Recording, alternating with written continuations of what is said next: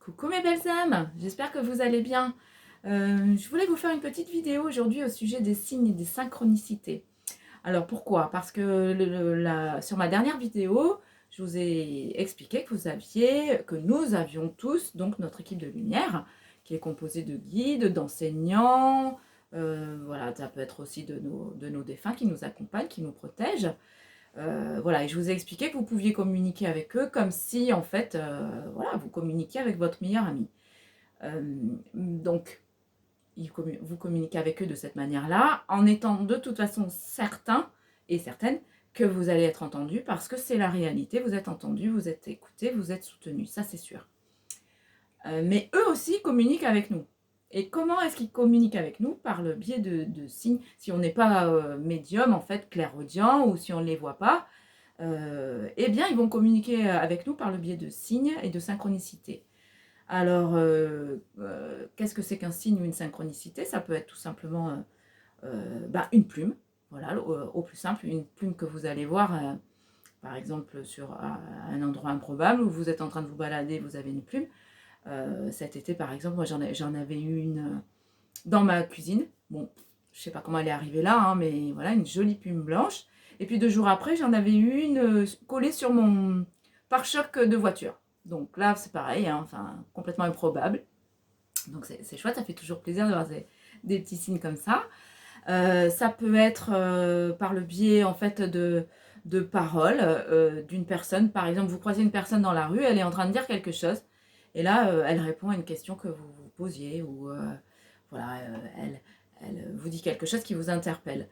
Ça peut être par le biais d'une chanson qui passe de manière complètement improbable à la radio. Ça peut être voilà, plein de choses. Voilà, qui vous seront en fait, ce qui est important de comprendre, c'est que ce sont des signes qui vont vraiment vous être personnels, d'accord? Vous allez le comprendre avec vos propres filtres. C'est-à-dire que votre compagnon ou votre compagne ou votre enfant ou votre voisin ou votre meilleur ami ne pourra pas comprendre, parce que les signes vous sont donnés par vos propres filtres de votre propre existence, de ce que vous avez vécu en fait dans votre vie. Euh, Pourquoi on vous donne des signes, hein, aussi, c'est une question à se poser. On vous donne des signes pour vous encourager, pour vous montrer que vous n'êtes pas seul, pour vous montrer que vous êtes sur la bonne voie, ou pas aussi, hein, d'accord.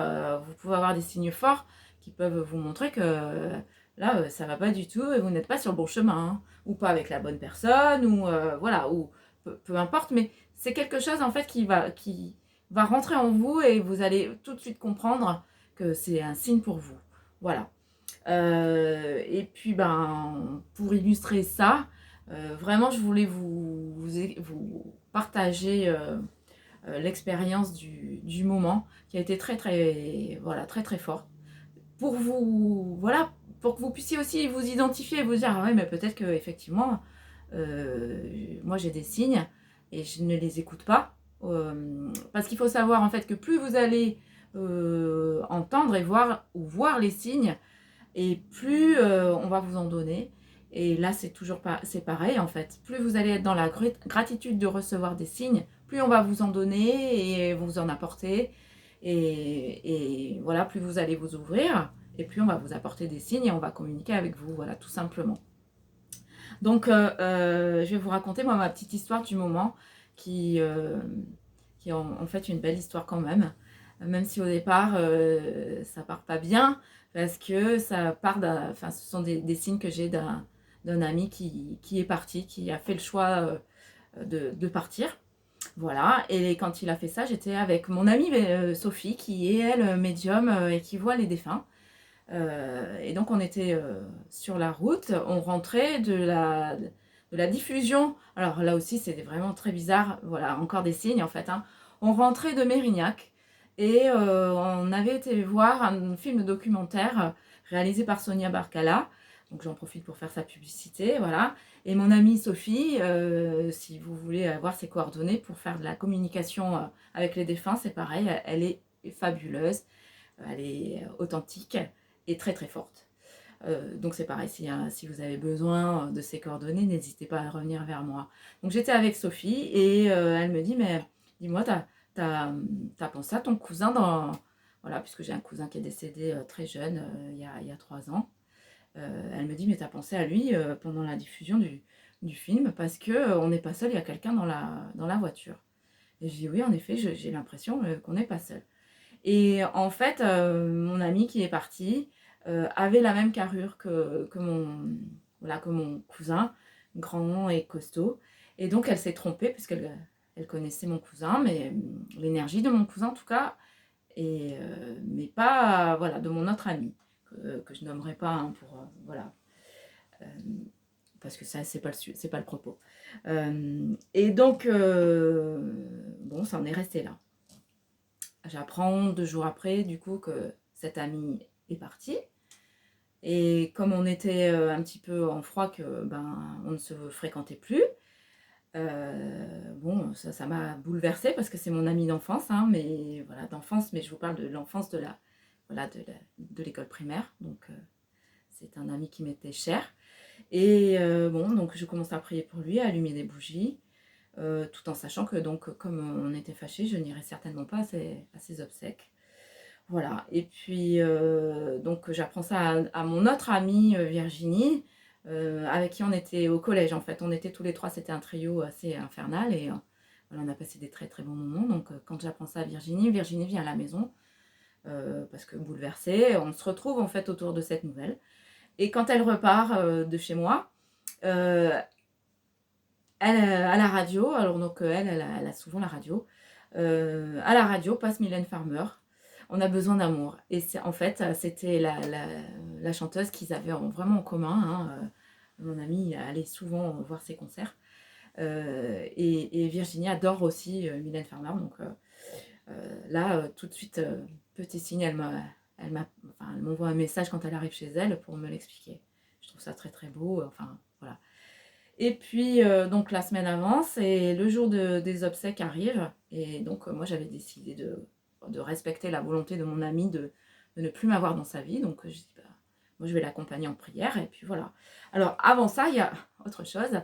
Je décide quand même d'aller dans l'église de mon village, où nous avons fait notre communion ensemble. C'est une grande, encore une autre histoire.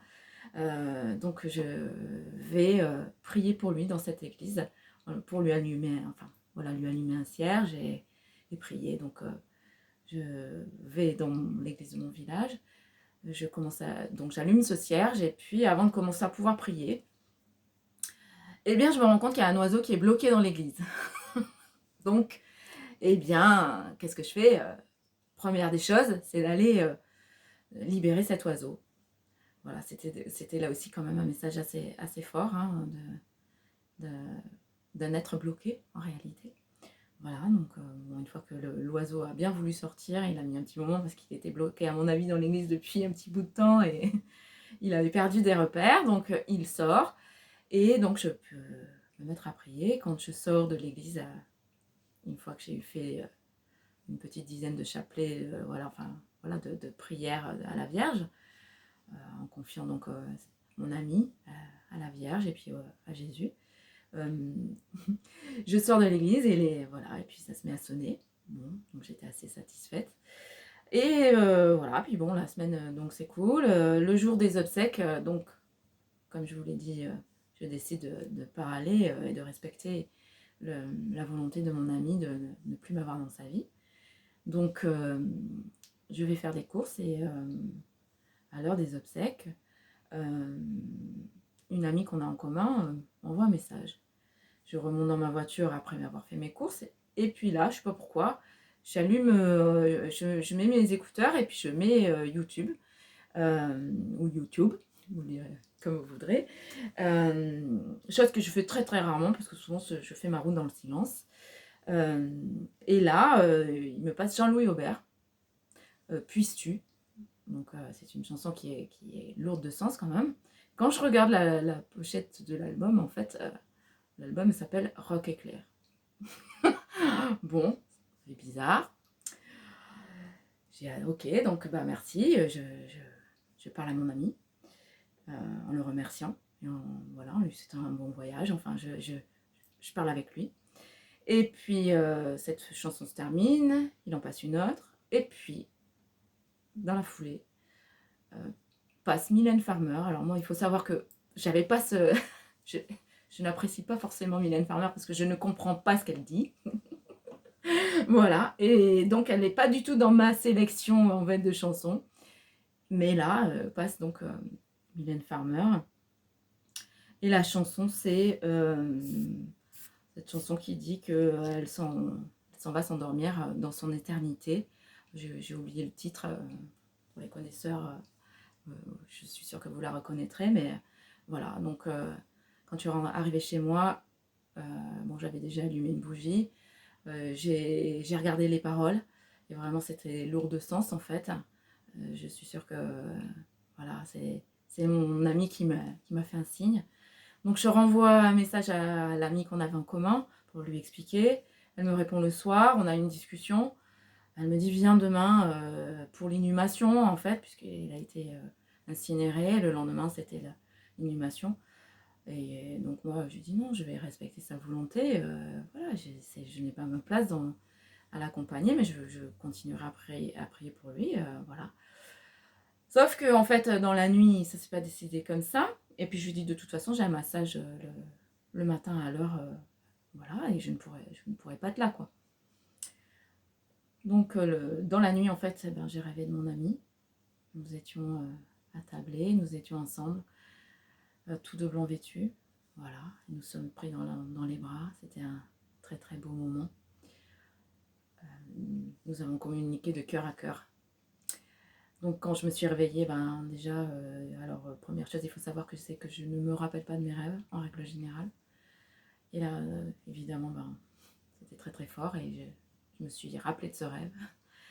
Et comme par hasard, à 9h, ma cliente m'appelle et me dit « Je ne peux pas venir pour mon massage ». Donc voilà, j'ai donc été à l'inhumation de mon amie.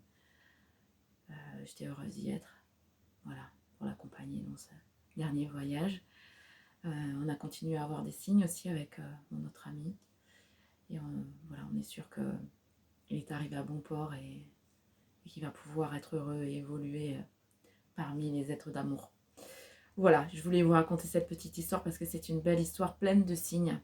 Et donc, quand ils sont là, les signes, c'est aussi pour qu'on les écoute. Parce que si vous ne les écoutez pas, alors là, par contre, effectivement, il n'y en aura plus. Ils ne vont plus communiquer avec vous si vous ne les écoutez pas.